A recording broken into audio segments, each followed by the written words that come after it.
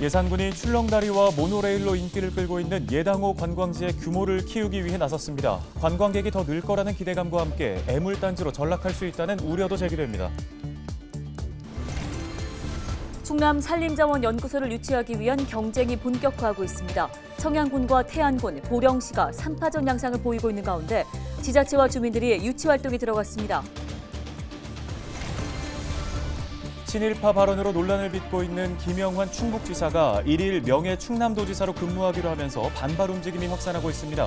공무원 노조는 반대 시위 등 적극 대응에 나설 방침입니다.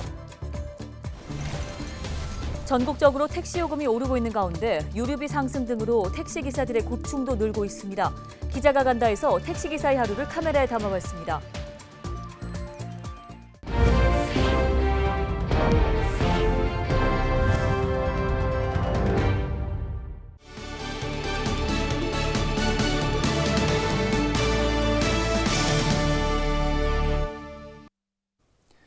여러분 안녕하십니까? 헬로티비 뉴스입니다.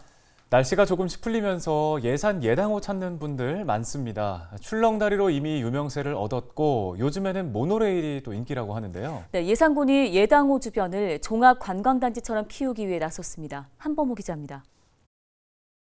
예산 예당호 출렁다리입니다. 국내 최장 길이로 주목을 받은 게 4년 전인데 여전히 사람들의 발길이 이어지고 있습니다.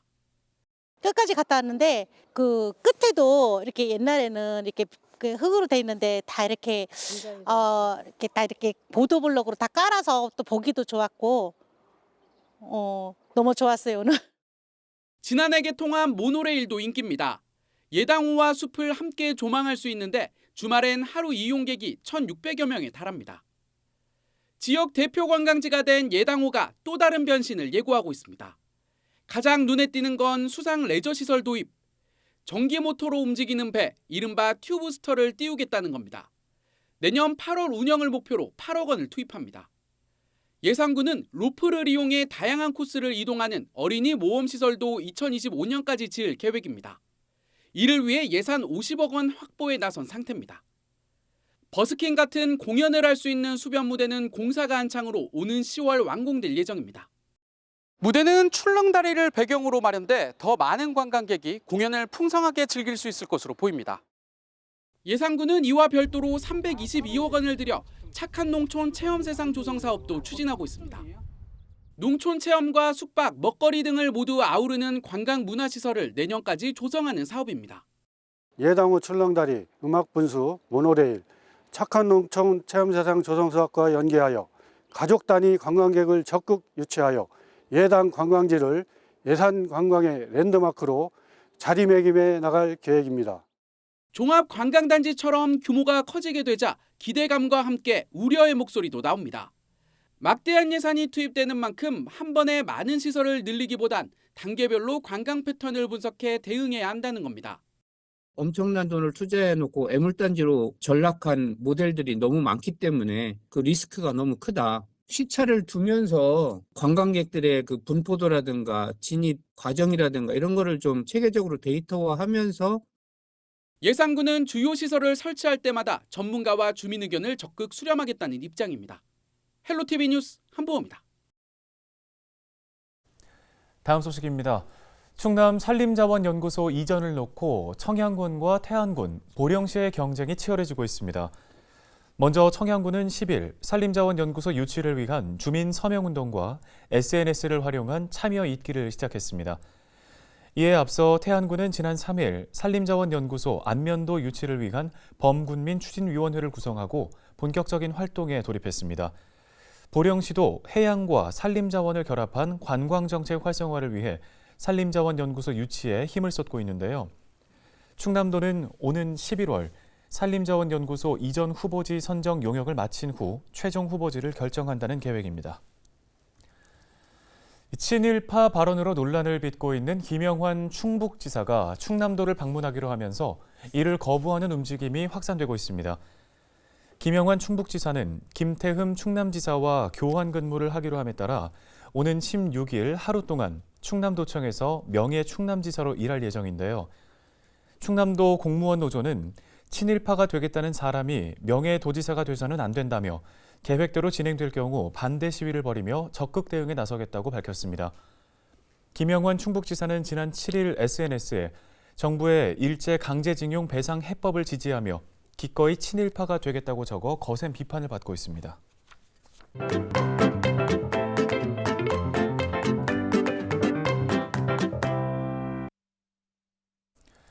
서울 택시 요금이 오른 지 한 달이 지났습니다. 다른 지역들도 잇따라 택시비 인상을 검토하고 있지만 승객들 눈치를 보느라 쉽지만은 않습니다. 네, 그 사이에 손님은 줄어들고 택시기사들의 일상은 더 팍팍해졌는데요. 기자가 간다에서 택시기사들의 하루를 카메라에 담아봤습니다.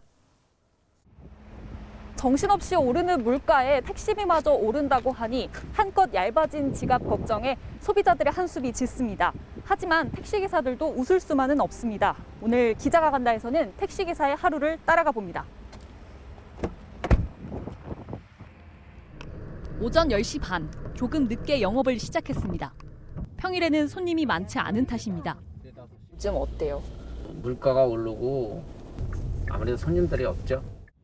30분이 지났지만 손님은 구경도 못했습니다. 결국 가까운 택시 승강장으로 들어왔습니다. 이제부터는 기다림의 시작입니다. 보통은 그럼 이렇게 기다리시겠네요. 그렇죠. 콜 들어오지 그렇죠. 않으면 아니면 이렇게 마냥 기다리고 여기서 어떤데 여기서 1시간이 이러고 있을 때가 있어요. 승강장에서 기다린 지 50분 만에 드디어 첫 손님을 태웠습니다. 가까운 거리여서 기본 요금만 받았습니다.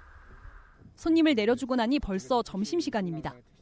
50분 정도 기다려서 3,800원 벌었네요. 벌써 지금 12시인데 식사는 보통 어떻게 하세요? 저는 이제 집이 가까우니까 집에 가서 먹고. 근데 식당 물가도 많이 올랐잖아요. 3,800원 벌 날 같은 경우에는 마이너스죠, 마이너스. 점심을 거르고 다시 승강장으로 돌아갑니다. 손님은 없고 손님을 기다리는 택시만 긴 줄입니다. 차라리 손님이 좀 많으면 계속 회전이 되면은 시간도 잘 가고 지루함도 덜하고 뭐 이럴 텐데. 최근 서울 요금은 30% 가까이 올랐지만 다른 지역은 인상안을 검토만 하고 있습니다.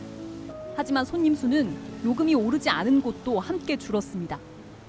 승객들 많이 있나요? 아니요, 전혀 없습니다. 이거 코로나 때보다 더 심합니다. 경제도 안 좋고 택시비 인상됐다고 지금 생각하시는 분들이 많아요. 지난해로 비교하면은 3분의 1 이상 준 것 같아요. 유류비는 오르는데 택시비는 몇 년에 한 번 오를까 말까. 개인 택시라고 상황이 딱히 나은 것도 아니지만 산업금을 내야 하는 법인 택시 사정은 더 어렵습니다. 저희는 여기서 24시간을 이러고 있어도 산업금 입금도 안 되니까 그만큼 더 운행을 해야 되고 저희들이 가져가는 수입은 적고. 아예 다른 업종을 찾아 떠난 동료도 많습니다. 기사 수가 줄수록 택시가 없다는 승객들의 불만만 늘어납니다. 모르 같은 경우는 또 잡았어요. 한참 만에 코를 잡았습니다. 이번 승객에게는 택시비 인상에 대한 생각을 물어봤습니다. 물가가 뭐 다 전체가 오르니 어쩔 수 없는데 좀 부담이 되죠. 좀 많이는 올리지 말았으면 좋겠어요. 3시간 가까이 번 돈은 13,300원. 최저시급보다 적습니다. 하지만 택시비 인상을 향한 승객들의 시선은 유독 따갑습니다. 20년 넘게 택시 영업만 해온 택시기사도 사회의 인식은 여전히 넘기 힘든 장애물입니다. 물가가 오를 만큼 우리도 택시 요금도 올라야 되는 게 맞는데 또 시민들이나 손님들 입장에서는 또 그렇게 생각을 안 하잖아요. 전혀. 허리가 휜다는 말이 저절로 나오는 요즘입니다. 나비 효과처럼 오르는 물가부터 잡지 못한다면 승객도 택시기사도 허리가 휘는 건 마찬가지입니다. 기자가 간다 이세진입니다.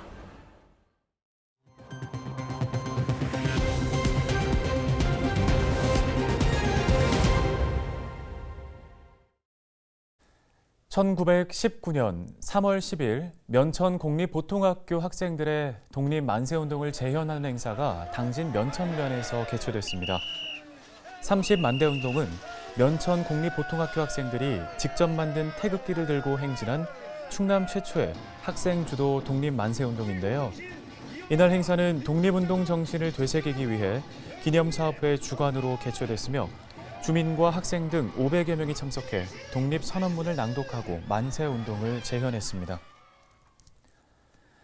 서산에서 암벽을 오르던 70대 남성 A씨가 추락해 사망했습니다. 소방서는 9일 오후 4시 20분쯤 서산시 황금산 코끼리 바위 인근에서 A씨의 일행으로부터 A씨가 실종됐다는 신고를 접수했습니다. 소방서로부터 사건을 접수한 해경은 코끼리 바위 주변에서 A씨를 발견했는데요. A씨는 인근 병원으로 옮겨졌지만 결국 숨졌습니다. 해경은 A씨가 밧줄을 타고 암벽을 오르던 중 추락한 것으로 보고 정확한 사고 경위를 조사하고 있습니다. 해양치유센터를 건립하고 있는 태안군이 프랑스 해양치유기업과 손을 맞잡고 기술 협력에 나섭니다. 태안군은 프랑스 북서부에 위치한 항구 도시 생말로에서 현지 해양치유기업과 관련 산업 활성화를 위한 업무 협약을 맺었습니다. 태안군은 기업의 기술과 노하우를 내년 남면 달산리에 문을 여는 해양치유센터에 접목할 계획입니다. 당진시가 농촌 인력난 해소를 위한 외국인 계절 근로자 18명을 농가에 1차로 배치했습니다. 이번에 배치된 근로자는 모두 몽골인으로 지난해 당진시와 몽골 간 업무 협약 이후 첫 번째로 한국에 입국했습니다. 이들은 앞으로 최대 5개월 동안 일손을 돕게 되며 성실 근로자로 추천받으면 재입국의 기회가 주어집니다. 다음 달에는 몽골인 계절 근로자 21명이 추가 입국해 당진 지역 농가에 2차 배치될 예정입니다. 오늘 저희가 준비한 소식은 여기까지입니다. 네, 시청해주신 여러분 고맙습니다.